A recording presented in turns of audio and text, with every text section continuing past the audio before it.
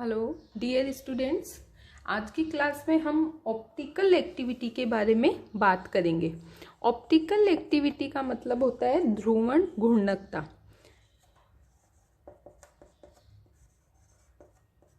ठीक है, optical activity इसकी आज की क्लास में हम चर्चा करेंगे।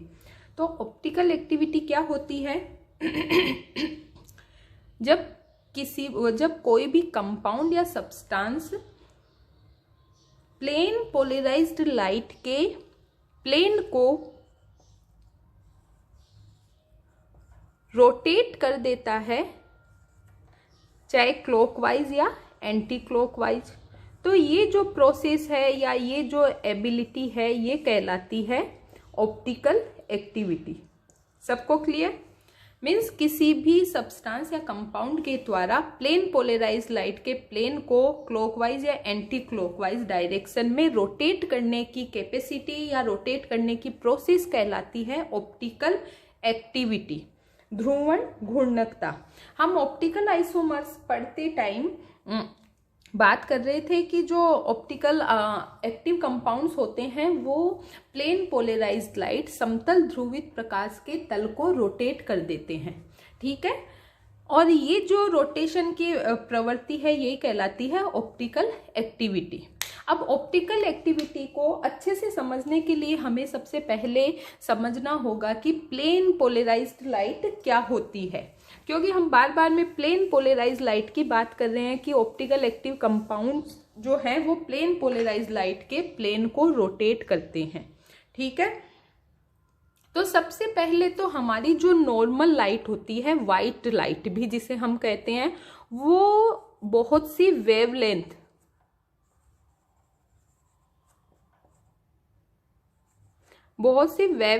वाली वेव से मिलकर बनी होती है ना। इन सब का मिक्सचर होती है, और हम सभी जानते हैं कि वेवलेंथ्स का मतलब है कलर्स, क्योंकि एक वेवलेंथ का एक स्पेसिफिक फ्रीक्वेंसी होगी और एक स्पेसिफिक कलर होगा। मीन्स हमारी जो वाइट लाइट है जिसे हम नॉर्मल लाइट भी या फिर नॉर्मल लाइट भी कहते हैं, ये बहुत सी वेवलेंथ्स का मिक्सचर होती है या बहुत से कलर्स का मिक्सचर होती है। अब इस नॉर्मल लाइट में से हम एक सिंगल वेवलेंथ या एक सिंगल कलर वाली लाइट को सेपरेट कर लें, ओनली कि जो उसमें क्या हो, एक ही वेवलेंथ। एक वेवलेंथ का मतलब है कि उसका एक ही कलर होगा। ठीक है, तो ये जो लाइट है ये कहलाती है मोनोक्रोमेटिक। मोनो का मतलब एक, ठीक है, मोनोक्रोमेटिक लाइट, जिसका केवल एक ही पर्टिकुलर कलर होगा या एक ही पर्टिकुलर वेवलेंथ होगी। इसके एग्जाम्पल की बात करें तो जो सोडियम लैंप है ये हमें येलो कलर की लाइट देता है। येलो कलर की लाइट मीन्स ये केवल एक ही कलर की लाइट दे रहा है। मीन्स ये कौन सा एग्जाम्पल है? मोनोक्रोमेटिक लाइट का। और इसी मोनोक्रोमेटिक लाइट से हमें मिलती है प्लेन पोलराइज्ड लाइट। किस प्रकार से मिलती है वो बात करते हैं। मोनोक्रोमेटिक लाइट और अपनी जो नॉर्मल लाइट है मीन्स वाइट लाइट है, उसमें डिफरेंस सभी को समझ में आ गया होगा। अब हमारी जो नॉर्मल लाइट होती है, चाहे वो मोनोक्रोमेटिक लाइट हो, वो अपने प्रोपगेशन पाथ के परपेंडिकुलर जितनी भी डायरेक्शन होती है, जितने भी प्लेन होते हैं, सभी में वाइब्रेट करती हैं। फॉर एग्जाम्पल, ये किसी हमारा एक मोनोक्रोमेटिक लाइट है जिसका प्रोपगेशन पाथ है। जैसे मैंने पेन को पकड़ रखा, ऊपर से नीचे की ओर वो उसका प्रोपगेशन पाथ मूव कर रही है। तो इस पाथ के परपेंडिकुलर जितनी भी डायरेक्शन है उन सभी में ये लाइट है वाइब्रेट करती है। ठीक है, ये है नॉर्मल या लाइट की कहानी। अब इस लाइट को जब हम किसी पोलराइजर जैसे निकोल प्रिज्म में से निकालते हैं, गुजारते हैं, पास करते हैं, तो ये निकोल प्रिज्म जो है ये इसको पोलराइज कर देता है, इस लाइट को। मीन्स इससे निकलने के बाद में जो लाइट हमें मिलती है वो केवल एक ही प्लेन में वाइब्रेट करती है और ये लाइट कहलाती है प्लेन पोलराइज लाइट। सभी को क्लियर? ये है हमारा निकोल प्रिज्म, ठीक है, और ये है मोनोक्रोमेटिक लाइट। अब बात समझ में आ गई कि प्लेन पोलराइज लाइट क्या होती है। सबसे पहले तो नॉर्मल और मोनोक्रोमेटिक लाइट का डिफरेंस आ गया। इस मोनोक्रोमेटिक लाइट को जब हम निकोल प्रिज्म में से निकालेंगे तो हमें मिलती है प्लेन पोलराइज्ड लाइट। सभी को क्लियर कि क्या होती है प्लेन पोलराइज्ड लाइट? अब ये जो ऑप्टिकल एक्टिव कंपाउंड्स होते हैं वो इस प्लेन पोलराइज्ड लाइट को या तो क्लॉकवाइज या एंटी क्लॉकवाइज डायरेक्शन में रोटेट कर देते हैं। ठीक है, कैसे? अपन इसको मैं एक बार वापस बनाती हूँ ताकि आपको समझ में आए कि जो ऑप्टिकल एक्टिव कंपाउंड्स हैं वो क्या करते हैं। ये हमारा मोनोक्रोमेटिक लाइट का सोर्स है,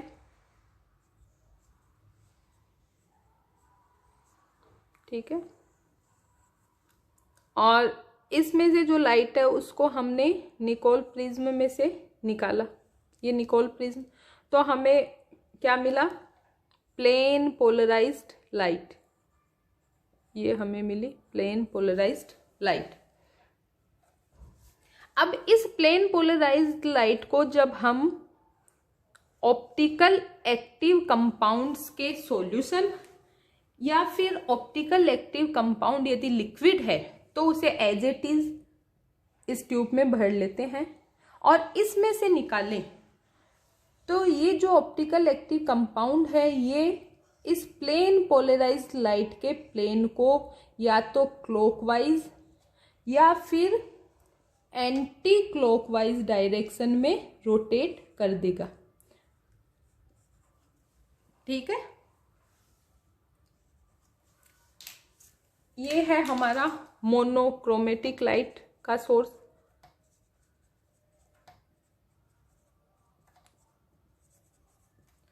ठीक है, ये है निकोल प्रिज्म। ठीक है, ये है प्लेन पोलराइज्ड लाइट, और ये जो है ये है ऑप्टिकल एक्टिव कंपाउंड का solution of optical active compound, और यदि वो लिक्विड होगा तो हमें उसे एज इट इज ले लेंगे। अब इससे निकलने के बाद में इसने क्या किया? ऑप्टिकल एक्टिव कंपाउंड ने इसने प्लेन पोलराइज्ड लाइट को इसमें क्लॉकवाइज डायरेक्शन में रोटेट कर दिया है और इधर कर दिया है एंटी क्लॉकवाइज डायरेक्शन में। अब वो अपन पीछे बात करके आ चुके हैं, वो ऑप्टिकल एक्टिव कंपाउंड जो कि प्लेन पोलराइज्ड लाइट के प्लेन को क्लॉकवाइज या राइट डायरेक्शन में रोटेट करते हैं, वो कहलाते हैं डेक्स्ट्रो रोटेटरी। और सबको क्लियर? इसको हम D या प्लस से प्रदर्शित करते हैं, और वे ऑप्टिकल एक्टिव कंपाउंड जो कि प्लेन पोलराइज्ड लाइट के प्लेन को एंटी क्लॉकवाइज डायरेक्शन में रोटेट कर देते हैं वो कहलाते हैं लीवो रोटेटरी। ठीक है, और इसको हम स्मॉल l या ब्रैकेट में माइनस के द्वारा प्रदर्शित करते हैं। सभी को क्लियर? ये जो पूरी प्रोसेस है ये कहलाती है ऑप्टिकल एक्टिविटी। अब सभी को क्लियर आ गया होगा समझ में कि मोनोक्रोमेटिक लाइट क्या है, उसे हम कैसे प्लेन पोलराइज्ड लाइट में कन्वर्ट कर सकते हैं, और प्लेन पोलराइज्ड लाइट के प्लेन को कैसे ऑप्टिकल एक्टिव कंपाउंड रोटेट कर देता है। और ये जो रोटेट करने की प्रोसेस है यही कहलाती है ऑप्टिकल एक्टिविटी।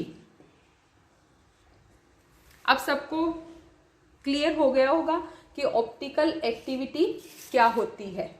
ठीक है, अब ऑप्टिकल एक्टिविटी तो आपको समझ में आ गई है, लेकिन हम यहाँ से एक बात देख रहे हैं कि ये जो प्लेन पोलराइज लाइट का प्लेन था ये रोटेट हो चुका है, तो ये किस एंगल पर रोटेट हुआ है? देखो ये तो स्ट्रेट था, कोई ना कोई एंगल था ना, एंगल बना है ना, जैसे इधर गया तो एंगल, इधर गया तब भी एंगल है ना, कोण बना है। तो इसे क्या कहते हैं? तो प्लेन, ये जो एंगल है प्लेन पोलराइज्ड लाइट का रोटेशन के बाद में हमें जो ये एंगल है इसे कहा जाता है एंगल ऑफ रोटेशन। मीन्स किसी भी ऑप्टिकल एक्टिव कंपाउंड के द्वारा प्लेन पोलराइज्ड लाइट के प्लेन को जिस एंगल पर रोटेट किया जाता है वो एंगल कहलाता है एंगल ऑफ रोटेशन। मैं एक बार बताती हूँ वापिस से।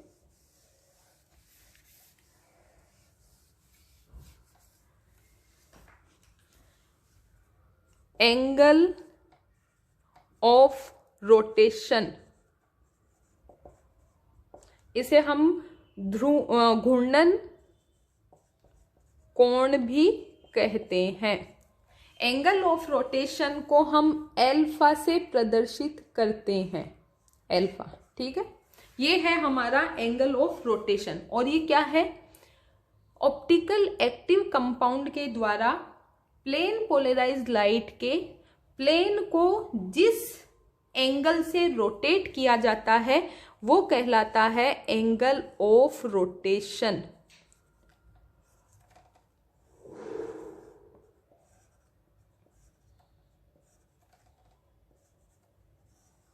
अब क्लियर हो गया होगा। ये प्लेन पोलराइज्ड लाइट का प्लेन था और इसको क्लॉकवाइज और एंटी क्लॉकवाइज डायरेक्शन में जिस एंगल से रोटेट किया गया है वो कहलाता है alpha. Alpha angle of rotation, घूर्णन कोण। सभी को क्लियर? इस एंगल ऑफ रोटेशन को मेजर करने के लिए हम पोलरीमीटर को काम में लेते हैं। पोलरीमीटर मीन्स ध्रुवण मापी को। ये जो है ये एंगल ऑफ रोटेशन एल्फा को कैलकुलेट करने के लिए, मेजर करने के लिए काम में लिया जाता है। ये जो पोलरीमीटर है ये किन किन कंपोनेंट से मिलकर बना होता है वो हम देख लेते हैं कि पोलरीमीटर के कौन कौन से कंपोनेंट्स हैं, वो किससे कंसिस्ट होता है। सबसे पहले तो पोलरीमीटर में एक लाइट का सोर्स होता है जो कि मोनोक्रोमेटिक लाइट को देगा। ठीक है, इससे हमें मोनोक्रोमेटिक लाइट प्राप्त होती है। ये है लाइट सोर्स। सेकंड इसमें होता है पोलराइजर जो कि होता है निकोल प्रिज्म। ठीक है, ये है पोलराइजर जिसको हम P से डिनोट कर देते हैं। और नेक्स्ट होता है एक ट्यूब जिसके अंदर हम ऑप्टिकल एक्टिव कंपाउंड का सॉल्यूशन, और यदि ऑप्टिकल एक्टिव कंपाउंड लिक्विड है तो उसे एज इट इज इस ट्यूब में फिल करेंगे। ठीक है, इसके बाद में एक होता है एनालाइजर जो भी निकोल प्रिज्म से ही बना होता है। और लास्ट में होता है एक लेंस जिससे हम एंगल में होने वाले चेंज को देख सकते हैं। ठीक है, ये टोटल कंपोनेंट होते हैं पोलरीमीटर के। ठीक है, यहाँ से यहाँ तक। और इसको हम लेंस को ई से डिनोट कर लेते हैं। ये है हमारा लाइट सोर्स, ये है पोलराइजर, ये हमारी ट्यूब है जिसकी लेंथ हमेशा डेसीमीटर में लेनी है। ये बात बच्चों हमेशा याद रखना है कि पोलरीमीटर की जो ट्यूब है वो हमेशा डेसीमीटर में मापी जाती है, मेजर की जाती है। इस ट्यूब के अंदर हम सॉल्यूशन फिल कर सकते हैं किसका, ऑप्टिकल एक्टिव कंपाउंड, या तो इसमें क्या आएगा ऑप्टिकल एक्टिव कंपाउंड यदि लिक्विड फॉर्म में है, या फिर हम डालेंगे solution of optical active compound. अब सब बच्चों को बात क्लियर हो गई होगी। ये है हमारा एनालाइजर,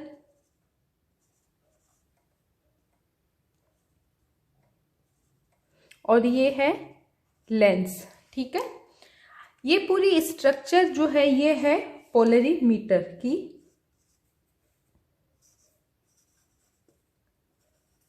कि पोलरीमीटर किन किन कंपोनेंट से मिलकर बना होता है, ये उसकी पूरी स्ट्रक्चर है। ये जो लाइट सोर्स है ये हमें मोनोक्रोमेटिक लाइट देगा।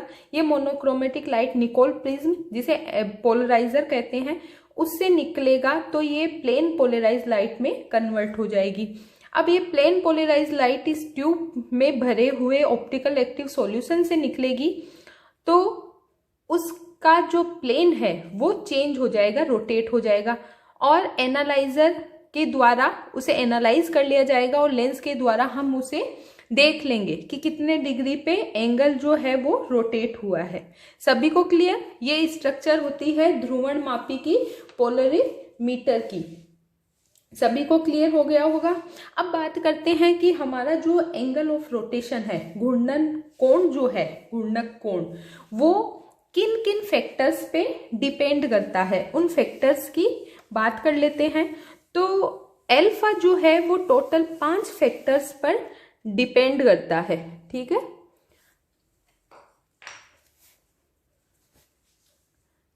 अल्फा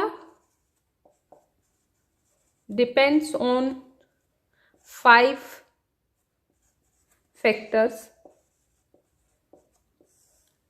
ओके, इनमें से जो सबसे पहला है वो है टेम्परेचर। ठीक है, सॉल्यूशन का क्या टेम्परेचर है उस पर डिपेंड करता है। सेकंड है वेवलेंथ। हमने किस वेवलेंथ, लैम्डा मीन्स लैम्डा, किस वेवलेंथ की लाइट को काम में लिया है उस पर डिपेंड करता है। नेक्स्ट अल्फा जो है एंगल ऑफ रोटेशन, वो डिपेंड करता है length of the polarimeter tube, length of the polarimeter tube. और ये बच्चों मैंने बताई थी एल, ये हमेशा किस में लेनी है, डेसीमीटर, डीएम में हमें मापनी है, मेजर करनी है। ठीक है, फोर्थ जो अपना अल्फा है वो डिपेंड करता है concentration of the solution, concentration of the solution, solution की जो कंसंट्रेशन है उस पर भी अल्फा डिपेंड करता है। और लास्ट ये डिपेंड करता है nature of the substance, nature of substance. ठीक है, इन टोटल 5 चीजों पर, 5 फैक्टर्स पर एंगल ऑफ रोटेशन डिपेंड करता है। सभी को क्लियर? अब किसी भी कंपाउंड की या किसी भी सब्सटेंस की जो ऑप्टिकल पावर है उसको रिप्रेजेंट करने के लिए हम स्पेसिफिक रोटेशन को काम में लेते हैं। मीन्स कोई भी ऑप्टिकल एक्टिव कंपाउंड है, उसकी कितनी ऑप्टिकल पावर है, मीन्स वो कितने डिग्री से प्लेन पोलराइज लाइट के प्लेन को रोटेट कर सकता है, इसको रिप्रेजेंट करने के लिए हम स्पेसिफिक रोटेशन किसको काम में लेते हैं, स्पेसिफिक रोटेशन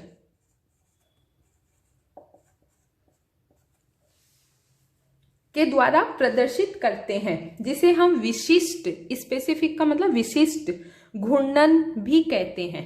ठीक है, मीन्स किसी भी कंपाउंड के द्वारा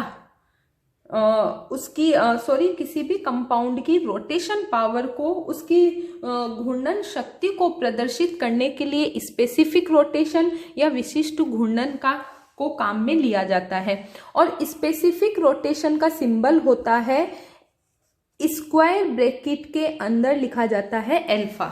ये है स्पेसिफिक रोटेशन का सिंबल, जबकि एंगल ऑफ रोटेशन को केवल अल्फा से प्रदर्शित किया जाता है और स्पेसिफिक रोटेशन को ब्रैकेट में अल्फा के द्वारा प्रदर्शित किया जाता है।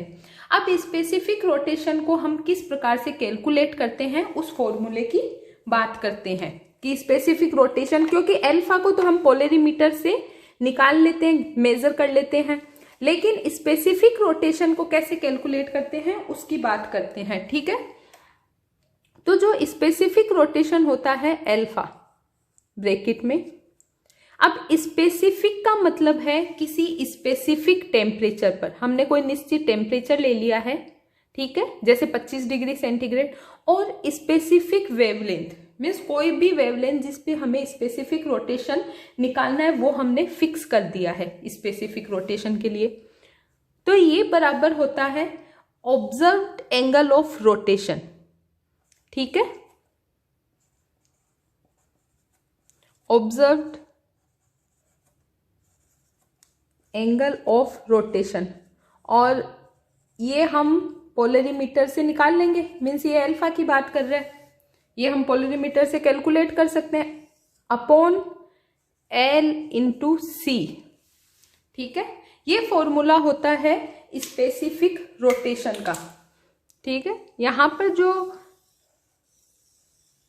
ये स्क्वायर ब्रैकेट में अल्फा, इसे बोलते हैं specific rotation. Observed angle of rotation का मतलब है सिंपल अल्फा, एल का मतलब है लेंथ ऑफ पोलरीमीटर ट्यूब, और इसे हम किस में कैलकुलेट करेंगे, हमेशा डेसीमीटर में। ठीक है, एल जो है वो है लेंथ ऑफ ट्यूब, और ये किस में कैलकुलेट करनी है, डेसीमीटर में, और सी है कंसंट्रेशन ऑफ द सॉल्यूशन।